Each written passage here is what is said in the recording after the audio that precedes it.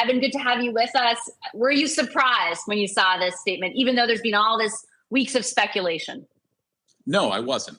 The walls had closed in and there were no allies for Joe Biden really left. And also when the donors started pulling their money, not only from the Biden campaign, but from down ballot races to send a message that, hey, there's a huge problem, that also registers. And what also registered, presumably with Biden and his inner circle, was the fact that 24 days ago at the debate, 6 states were considered in play. Now, 12 states are in play. And these are states that are reliably Democratic. Minnesota, Virginia, New Mexico, Colorado was starting to trend to be a little bit more toward a contest. And that was even more places where the Biden campaign would have to have fought in order to get through, to get to 270 electoral votes.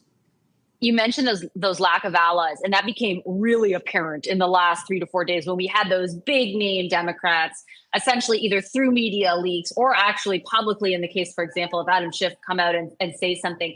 Is it that down ballot consideration, do you think, that pushed them to do that? Like everyone's worried basically about their own electoral fortunes? I think it was definitely a huge part of it. What you have is a Donald Trump who's leading in the polls, a Senate that is 50-50 currently, that is most likely going to flip to Republicans even before any of this happened. And then you have the House, which Democrats were expecting to hopefully take back. And then you start to see House races slip away in little bits of polling. The leaders of the Senate and the House have a responsibility to their members to ensure that they take the majority, and that is that. It doesn't come down to, hey, we're loyal to the president over our majority. And if Donald Trump were in office and he had both chambers of Congress with a Supreme Court that is much more conservative and the presidency, there's no telling what he could have done legislatively and gotten away with. So you're a Republican strategist, Evan. Let me ask you from the GOP's perspective. I've just come back from covering the RNC I was telling some of our other guests, like, it's hard to ignore how unified his base is, how motivated they are to vote for him. What does this change at the top of the ticket for the Democrats at this point mean for the Republicans? And how much does it depend on who assumes the nominee?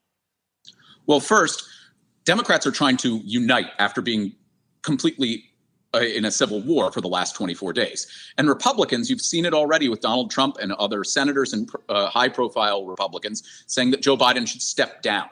But they're going to also try and sow disunity within the Democratic Party through 2 separate legal paths. They're going to challenge, if Kamala Harris is the vice president or the presidential nominee, they're going to challenge her ability to take over the Biden campaign's finances and infrastructure. They're going to say it's illegal and it's an illegal campaign contribution. They might not win, but they can certainly draw it out in court and make them feel pain as well as spend money. Additionally, they're going to challenge ballot access for Kamala Harris. They're going to say, look, the primaries are done, and even though the DNC hasn't met and officially nominated Joe Biden should be on the ballot, not Harris. This is all crazy. They are going to try and sow disunion and discord at every turn and try and throw up every procedural roadblock they can. And ultimately, what do you think that means in November? Like, where do you think, if you were to make a call now, and obviously you don't have a crystal ball, but if you were to make a call now about what that means 3.5 months from now, what would it be? Well, I actually do have a crystal ball, but it's not a good one. I would say right now, my call is that I think that it will be Kamala Harris as the vice president or the presidential nominee. And I think that you don't want to see Democrat or high-profile Democrats don't want to have further disunity and arguing or even a robust debate, we could even call it. I think they want to unite and they want to say, all right, now it's time to stop Donald Trump. And that's what we have to do. At the vice presidential nominee level, you're going to see some discussions. It certainly will not be Gavin Newsom. If you know Kamala Harris and Gavin Newsom's history, they are not huge fans of one another. I think that you could look at 2 very smart players here. Andy Beshear, the Kentucky governor. He is a 2-term red state governor who is very effective communicator. He's young. And also, he has been had stuff thrown against him by Republicans, particularly last year in his reelection bid, that you would have thought would have taken him out. And instead, he was able to triumph in a very large and successful way. And then the other one although I think his being a sitting United States senator doesn't help him, is Arizona Senator Mark Kelly. He's the husband of Gabby Giffords, the former representative who was shot in the head about 13 years ago.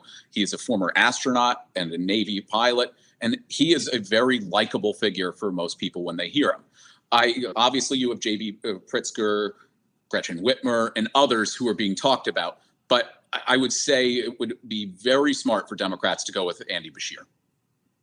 Evan, I'll leave it on that note. Really appreciate you making the time for us on this big news day. Thanks a lot. Evan Siegfried. Thank you, Vashi.